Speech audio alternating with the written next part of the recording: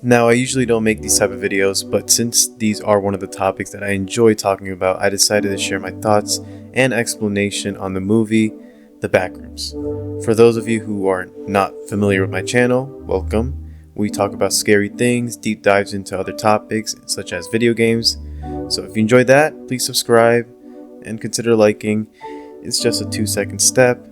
And spoiler warning for those who haven't watched the movie.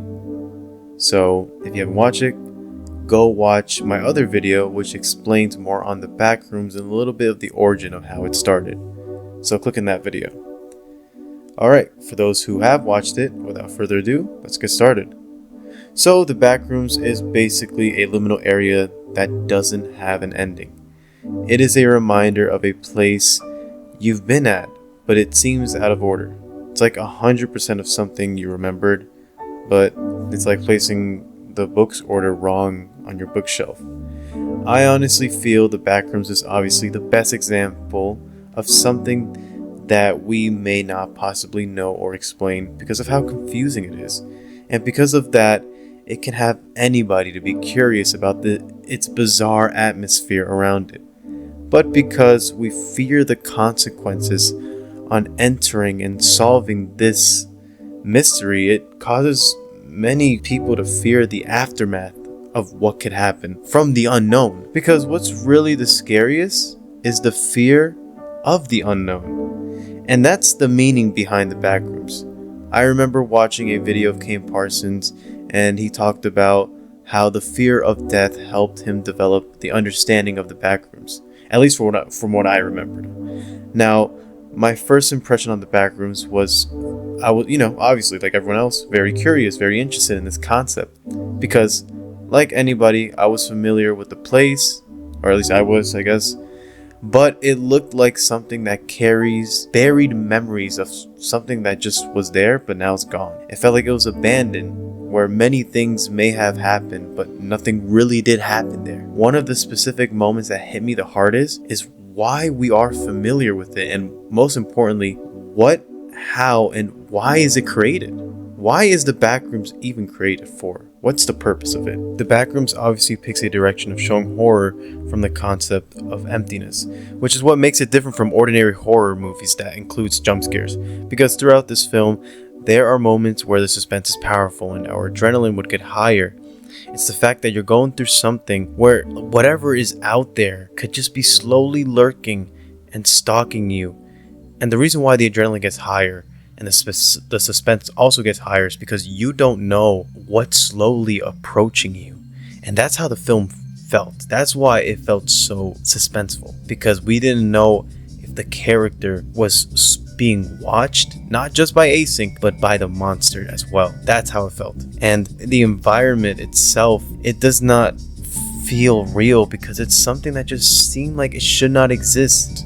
An example could be like the world's quietest room, which has been told to be unsettling and scary. It's like 1 second you hear the outdoor noises of everyday things, and the next is just your own breathing. What else made this place uneasy is just the fact that there is no life in this place, including the unsettling, calm music that just plays throughout the movie when the characters explores the area. Before the monster was later revealed, it was absent in the beginning, and even with it being absent, it could be scary for characters who would enter the Backrooms to be paranoid because of how alone it makes them feel.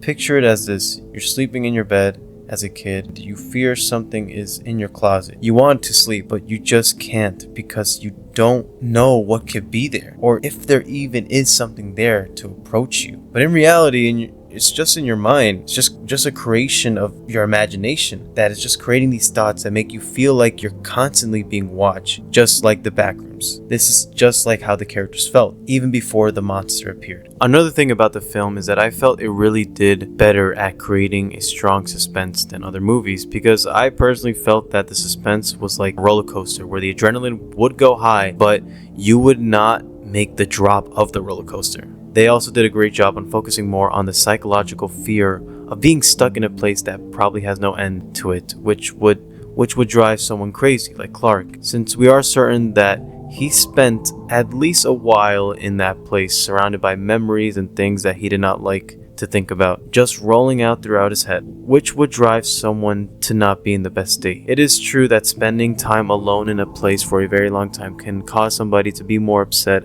about things in their own past, because the only thing that is there with them in that empty room is the memory they carry. I honestly wish that the movie had more gore for the death scenes, and I wish we saw a bit more backroom moments.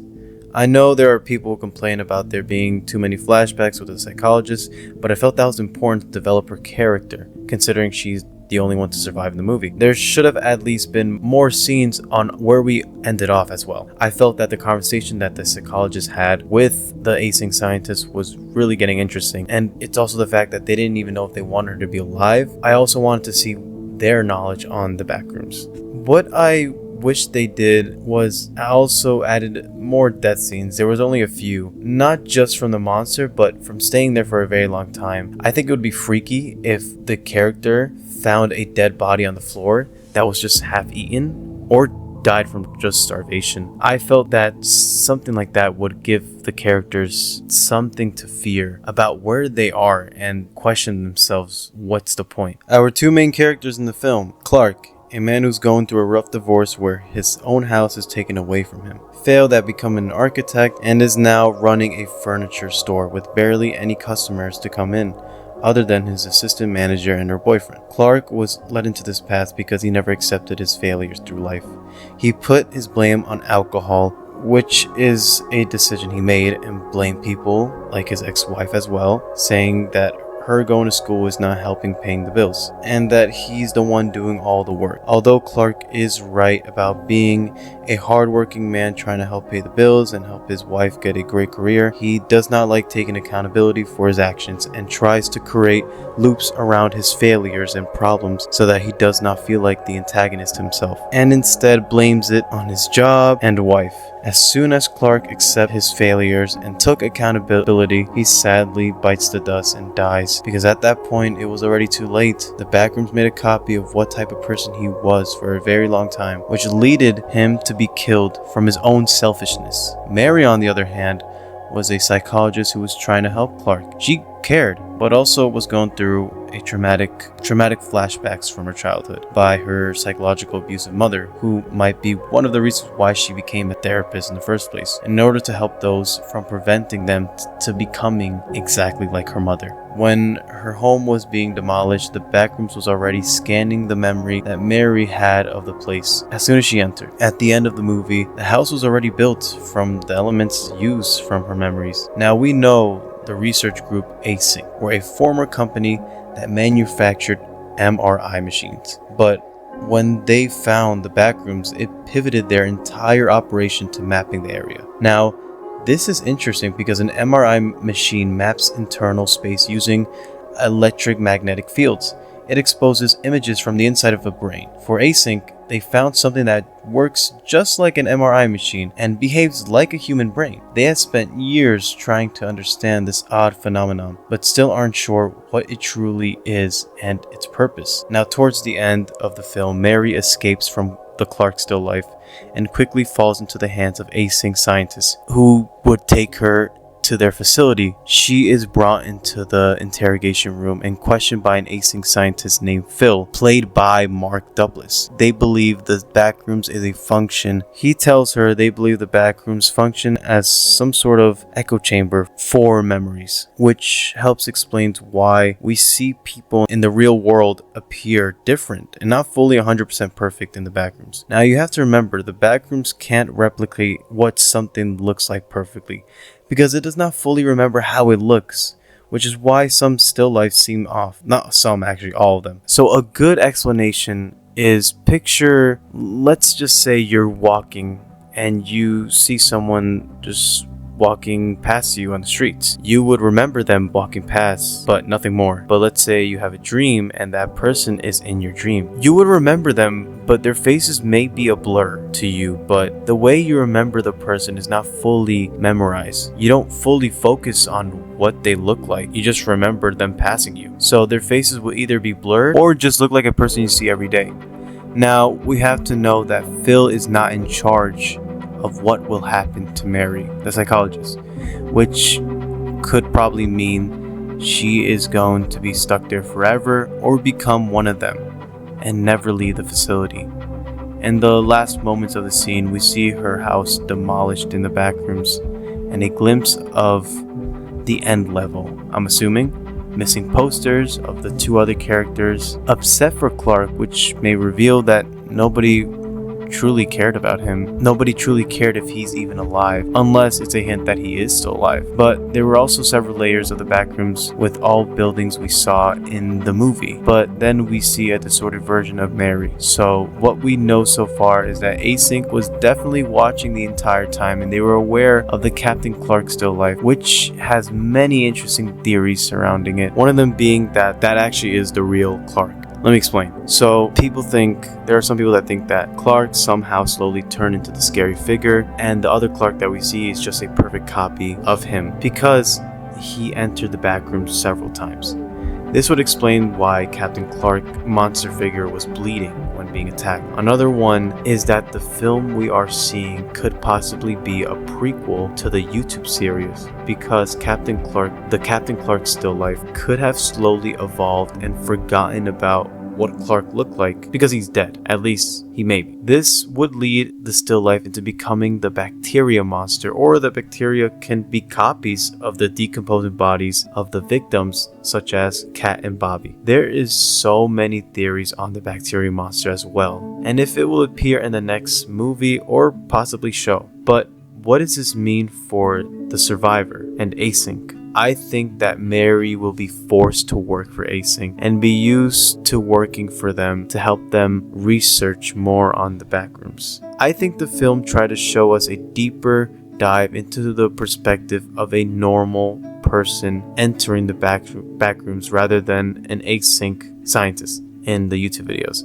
I know there are a few videos on some other victims who were not Async, but I really do think now for the next film or show, it could set up a little time skip where Mary spends her time working for Async for a while, and we could possibly see things that we haven't seen in the movie, like the courtyard of windows, Red City, and hopefully other levels of the backrooms. Overall, I think the film was an 8 out of 10. The ending did leave me wanting more, but that's the point of the backrooms. There are endless number of questions. It was so satisfying to how quiet my theater gotten, and the film really tells us the purpose of the backrooms is that it probably has no purpose. So I just finished editing this video and I realized that there are going to be people who are not going to like this movie, but most specifically, sometimes this movie's not for them, okay, but others are not liking it because it's not the same as a game. I just want to say that Shrek is not going to appear in the game, or any brain rot character is not going to be the monster chasing the characters. No, that's all from a Roblox game or just game from Steam just to make it a little more fun. People are just hating it because they don't really understand the true meaning of the movie. So don't hate on a movie for not understanding it, or also being mad about some brain rot character not being in the movie, because the true meaning behind the movie is supposed to be how scary it is to be in this terrifying place. And this is the direction that Kane wanted. This is his vision. This is his movie. And this is something I enjoyed and other people will like as well. This was not a bad movie. I thought this was a really good movie. I also heard that the New York Post also leaked where he is. Like, I just heard that and I'm like, they're really stupid. I don't know why they would do that. I'm really hoping that Kane is doing okay, because that's just really a lot to take in. But anyways, I hope you guys enjoyed this video. Go support Kane. Go support the actors, Go watch the movie. It's really good. I enjoyed it. I'm sure you guys will. And I'll see you guys in the next one.